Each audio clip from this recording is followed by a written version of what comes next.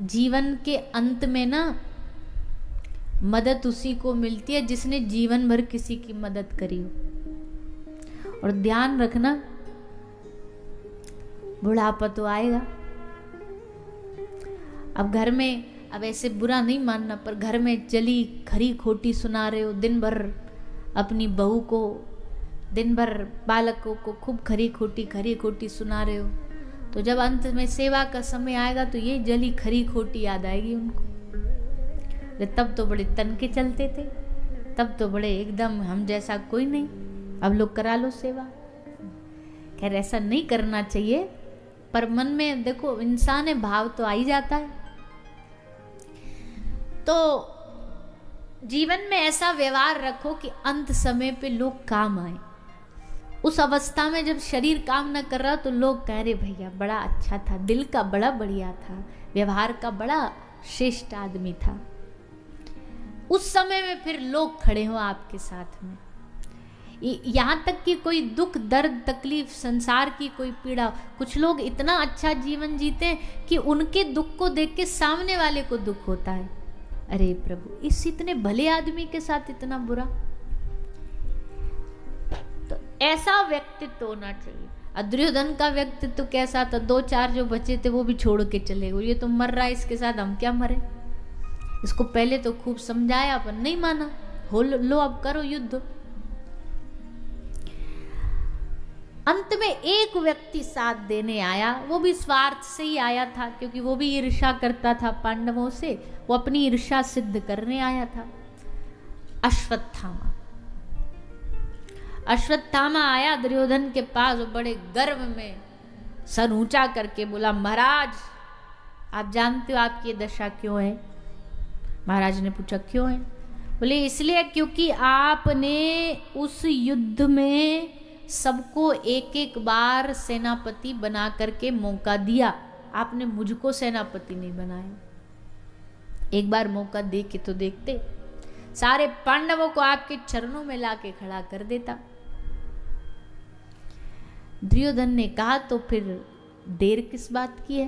हे गुरुपुत्र, अभी तो आज रात्रि भी युद्ध के जो गिनती है उसमें आज रात अभी भी बाकी है। युद्ध के जो दिन निश्चित हुए, तो आज रात के लिए तुम हमारे सेनापति, जाओ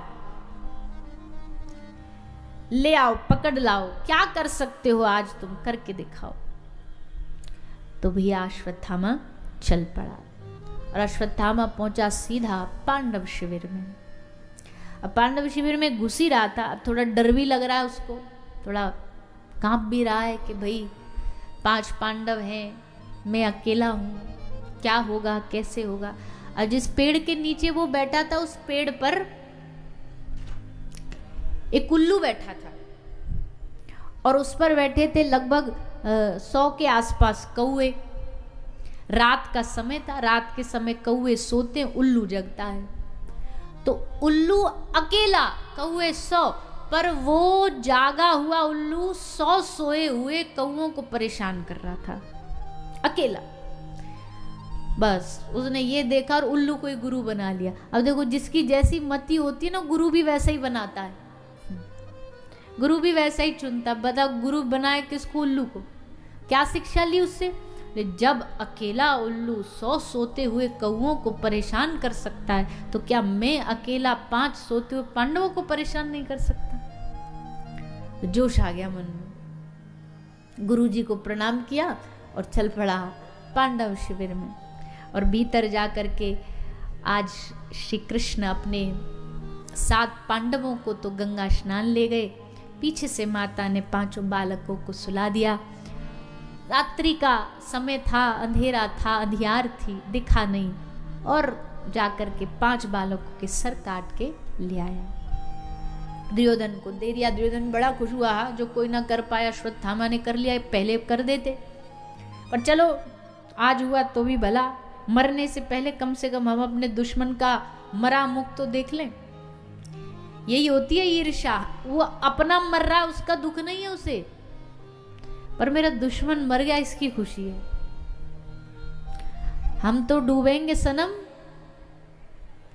पर तुम्हें ले डूबेंगे।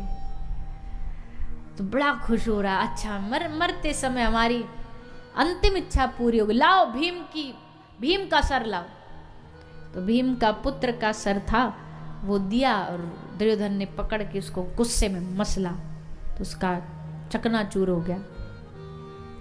और इतने में ही दुर्योधन समझ गया कि ये तो भीम तो नहीं हो सकता। अरे भैया भीम, महाबली भीम, बचपन में तो ऐसा भी होता था, क्योंकि इनकी दुश्मनी तो बचपन से ही थी। दुर्योधन बचपन से ही जलता था, कुड़ता था। तो भीम थोड़े हंसी मजाक वाले थे, इसलिए उनको कोई सीरियस लेता नहीं था, उनके साथ खूब मजाक करते। तो दुर्योधन मजाक मजाक में उनको ऊपर छत से गिरा दिया कि पत्थर पे गिरेगा मर जाएगा। अब धक्का दिया तो भीम दादा नीचे आके गिरे। अब वो झांक के देख रहा है कि सर फूटा कि नहीं फूटा। तो सर तो नहीं फूटा, पर जिस पत्थर पे गए भीम दादा कुछ नहीं हुआ, पत्थर फूट गया। तो दुर्योधन जानता है कि ये कोई छोटा मोटा महाबली नहीं है। ये दुर्योधन समझ गया कि ये तो भीम का सर नहीं। किसके सर लाया है तू? ध्यान से देखा रे, ये तो 5 बालकों के सर हैं। पहली बार दुर्योधन को भी थोड़ा दुख हुआ, रे तूने क्या किया, 5 बच्चों को सोते हुए मार दिया। और फिर वहीं दुर्योधन का प्राणांत हुआ। 5 बालकों की मृत्यु से पूरे पांडव शिविर में हाहाकार मच गया। भगवान आए पांडवों को लेके, पांडवों ने देखा चारों ओर चीखें चित्कार, सब रो रहे हैं। अर्जुन ने प्रतिज्ञा करी, मैं अपने बच्चों के हत्यारे को घसीटता हुआ इस सभा में लेके आऊंगा, ये मेरी प्रतिज्ञा है। श्री कृष्ण को सारथी बना के अर्जुन चले, अश्वत्थामा के साथ युद्ध किया, ब्रह्मास्त्र छोड़ के उसको बंधन में बांध के रस्सी से घसीट करके लाए सभा में। सभा लगी थी, सारी सभा चिल्ला रही थी, इसे मार दो, इसे मार दो, इससे बड़ा कोई और दुनिया में हत्यारा नहीं हो सकता कि इसने 5 बच्चों को मारा है, बाल हत्यारा है। पूरी सभा कह रही है मार दो मार दो। बस एक ही व्यक्ति था उस सभा में जो कह रहा है छोड़ दो छोड़ दो। और जानते हो वो कौन था? नहीं पता? उस सभा में सिर्फ एक द्रौपदी थी जो कह रही है मुच्यता मुच्यतामेश ब्राह्मणो नितराम गुरु। द्रौपदी कह रही है नहीं, छोड़ दो, इसे मत मारो। अर्जुन कह रहे हैं द्रौपदी को, तू जानती भी है तू क्या कह रही है और क्यों कह रही है? द्रौपदी ने कहा हाँ मैं जानती हूं, मैं किस लिए कह रही हूं। क्यों? बोले ब्रह्म बंधुर न हंतव्य आतताई न वधारहन। भैया एक ब्राह्मण को कभी मारना तो ब्रह्म हत्या से बड़ा पाप क्या होगा?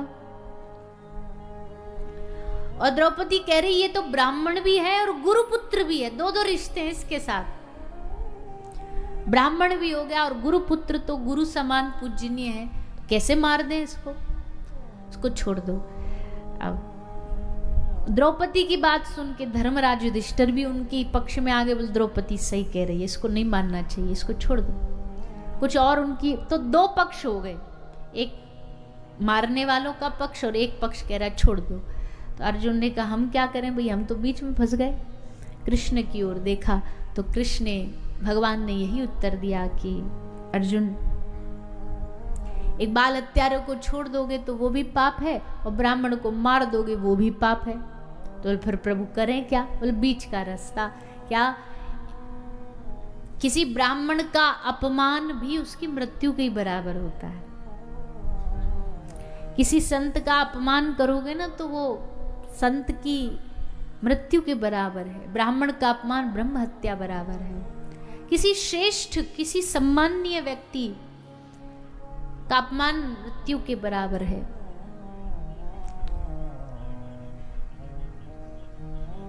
भगवान ने कहा अर्जुन को कि इसका अपमान थोड़ा करके इसे यहां से भगा दिया जाए। तो अश्वत्थामा का अपमान करके दाढ़ी मूछ काट के और सबसे बड़ी ब्राह्मण प्राण दे देगा पर अपनी पहचान नहीं देगा। तो ब्राह्मण की पहचान क्या है? बोलिए ना।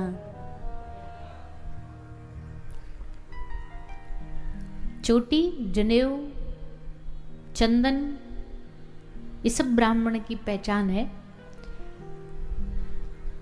इतिहास में ऐसी ऐसी घटना हुई है कि जब मुगलों का शासन हुआ, अनेक बड़े बड़े विरोधी राजा आए,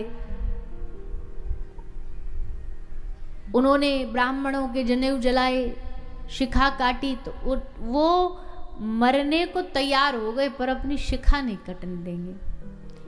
ऐसे ब्राह्मणत्व होता था, प्राण तक त्यागने को तैयार हो जाते थे। पर धन्य भैया आज के समय में तो कोई दूसरा नहीं, खुद ही काट लेते।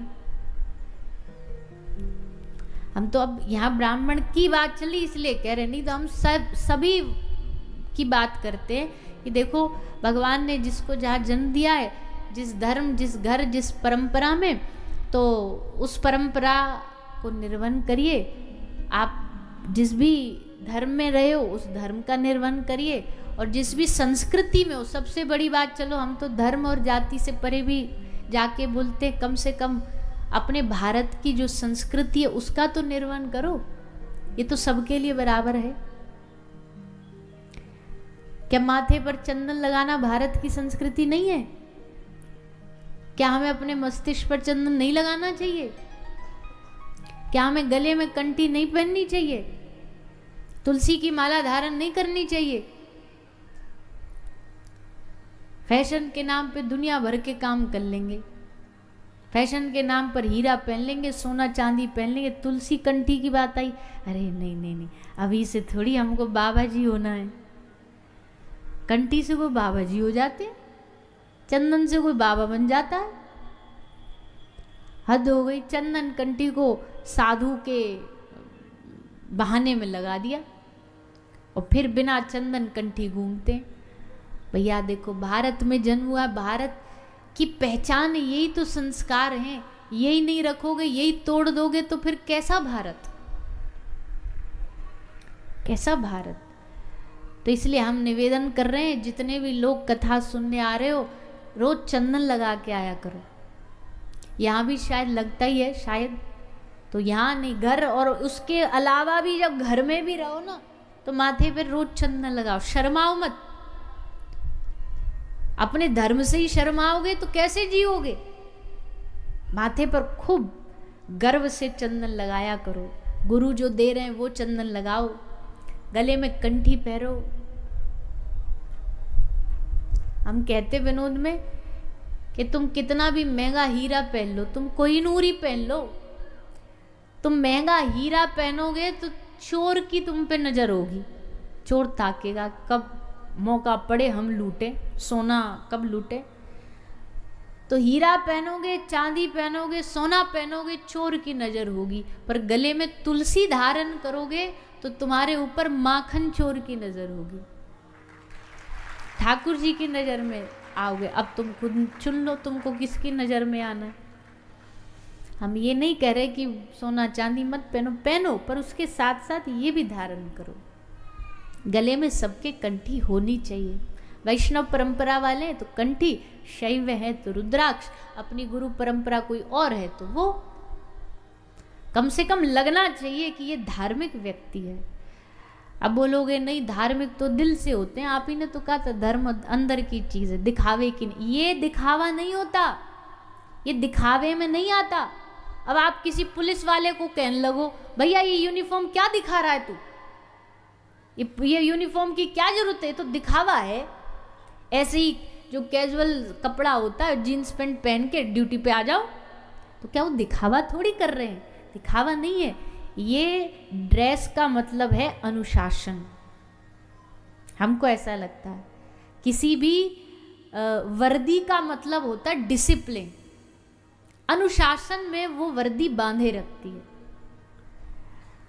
अब हम नहीं देखते, अब हम तो चलो साधारण कपड़ा पहना तो आदमी थोड़ा इधर उधर चीज़ें कर लेता है, करनी नहीं चाहिए पर कर लेता है। जैसे कोई ट्रैफिक रूल तोड़ दिया कुछ, और कोई वर्दी में पहना हुआ, कोई यूनिफॉर्म का कोई पुलिस वाला हो, वो अगर नियम तोड़ेगा ना तो उस पर पूरा बवाल हो जाएगा। बोले देखो, खुद देखो कैसे चल रहे हैं, खुद देखो क्या कर रहे हैं। तो उनको अनुशासन में रहना पड़ता है, यानी वो वर्दी हमें अनुशासित रखती है।